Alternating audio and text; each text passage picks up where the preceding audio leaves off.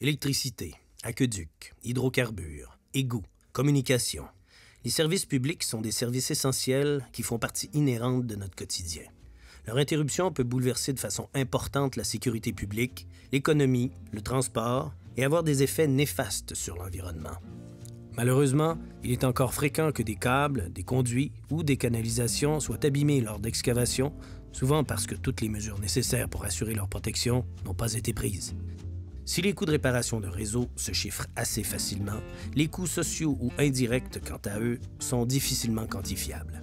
Retard dans les travaux, bouchons de circulation, déploiement des services d'urgence des municipalités, poursuites judiciaires. Avant de creuser, de perforer ou excaver le sol, il est primordial de s'assurer de bien localiser et protéger les infrastructures souterraines, car au-delà de l'obligation légale, la vie des gens en dépend. Explosion, incendie, communication aux services d'urgence coupés, panne électrique, perte d'approvisionnement en eau, perte de chauffage en hiver et bien d'autres. Les risques encourus sont majeurs. Ils exigent les plus hautes mesures de précaution lors de tous travaux d'excavation. Avant tout, communiquez avec le Centre d'appel d'Info-Excavation. L'Alliance pour la protection des infrastructures souterraines du Québec, qui est un organisme à but non lucratif, est dédié au développement et à la mise en valeur de l'expertise et des bonnes pratiques en matière de prévention des dommages aux infrastructures souterraines dans le but d'assurer la sécurité des travailleurs et du public, ainsi que le maintien des services. Des méthodes prudentes, sécuritaires et non envahissantes qui exposent manuellement les infrastructures sont considérées comme des pratiques d'excavation sécuritaire. Certaines lignes directrices pour l'excavation à proximité des infrastructures permettent l'utilisation d'équipements lourds pour l'enlèvement des recouvrements de surface, comme le pavage, mais non pour les matériaux de base en contact direct avec les infrastructures. Le recours aux méthodes d'excavation douce permet de répondre à ces contraintes de façon efficace et sécuritaire. Nous verrons ici les options d'excavation douce qui s'offrent à l'excavateur, ainsi que les principes derrière leur utilisation. Les techniques d'excavation douce sont utilisées pour de l'excavation de précision, parce qu'elles sont considérées autant, sinon plus sécuritaires, que l'excavation mécanique traditionnelle. Ces méthodes peuvent être utilisées pour une variété d'applications: nettoyage de réservoirs et conduits, étaiement de tranchées, fosses d'épissures et forages, dégagement d'infrastructures souterraines. Ces techniques sont particulièrement efficaces pour excaver de façon sécuritaire dans des endroits restreints et à risque. Elles permettent aussi de minimiser l'impact sur l'environnement et peuvent réduire les coûts de réfection. Leur niveau élevé de précision permet de réduire la grandeur de l'excavation et ainsi réduire considérablement l'impact d'un chantier sur la circulation et le milieu de vie environnant. Elles peuvent également permettre un gain en temps d'opération. Contrairement aux excavatrices traditionnelles, elles ne sont pas contraintes à suivre un rythme plus lent lorsqu'elles opèrent dans une zone susceptible d'entrer en conflit avec les infrastructures souterraines existantes. La sécurité des travailleurs et du public demeure une priorité.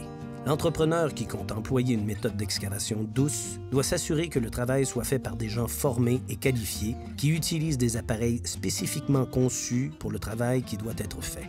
L'utilisation d'appareils qui ne sont pas spécifiquement conçus pour le travail à faire, tout comme l'action d'opérateurs non formés dépourvus de compétences, peut causer des dommages et blessures aux travailleurs, au public, à l'environnement et aux infrastructures souterraines.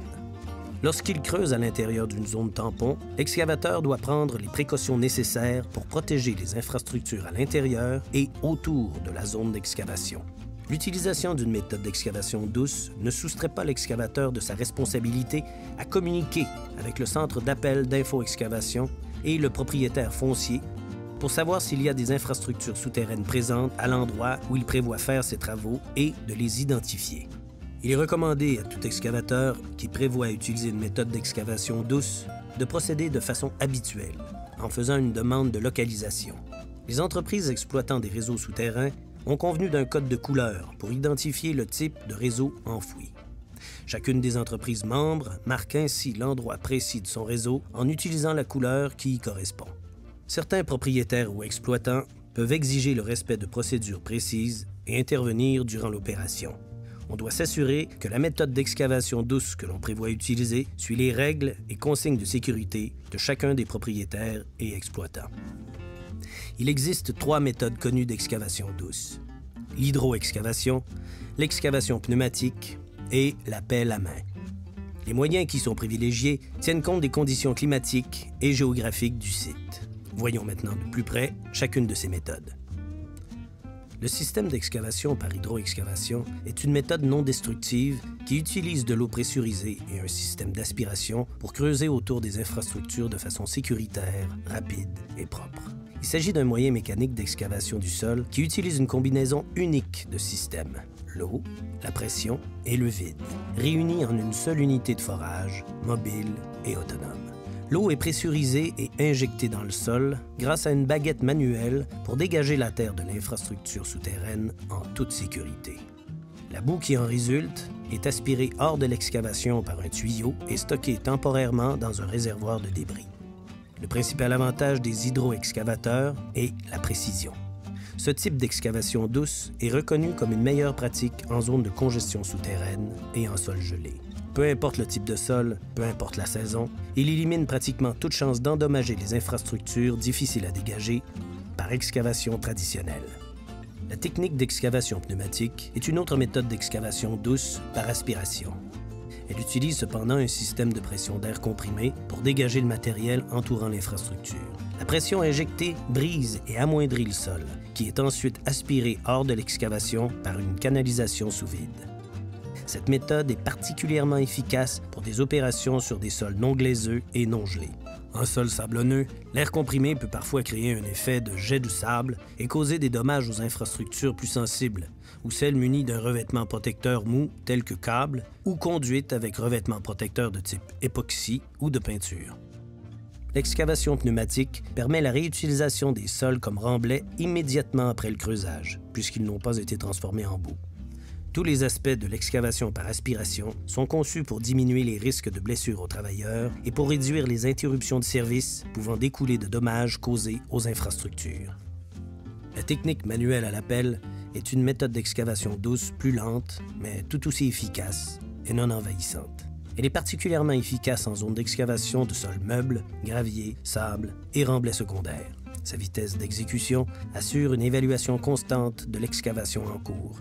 Elle exige beaucoup de précautions à prendre près des infrastructures. Cette méthode perd également de son efficacité en sol gelé. Ces techniques réfléchies et précises donnent accès aux infrastructures souterraines de façon efficace et sont considérées comme des pratiques d'excavation sécuritaires. Ce tableau illustre les forces et limites de chaque méthode. Excavatrice traditionnelle, efficace pour recouvrement lourd, rapidité sur volume de matériaux élevé, précision limitée, risque de bris élevé, impacts collatéraux élevés, trafic affecté. Hydroexcavatrice, 4 saisons, précision élevée, impact environnant limité, rapide, sécuritaire. Remblai non réutilisable immédiatement, puissance limitée sur matériaux lourds. Excavatrice pneumatique, précision élevée, impact environnant limité, rapide, réutilisation immédiate du remblai. Effet secondaire, jet de sable endommageable, inefficace en sol glaiseux et gelé, puissance limitée sur matériaux lourds, pelle manuelle, précision, réutilisation immédiate du remblai, flexible et polyvalent, limité au sol meuble, lent, profondeur limitée. N'oublions pas que tout bris, fuite, brèche, entaille ou autre dommage au conduit ou à la couche protectrice doit obligatoirement être rapporté.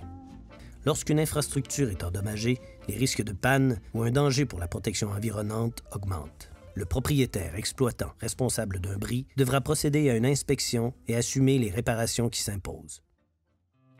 L'APISQ vise à contribuer au développement et à la promotion des meilleures pratiques en matière de prévention de dommages aux infrastructures souterraines et encourage le principe de responsabilité partagée.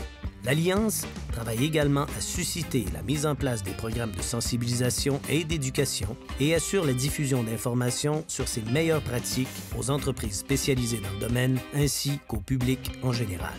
Les informations présentées proviennent du chapitre 4 du Guide des pratiques d'excellence réalisé par l'APISQ.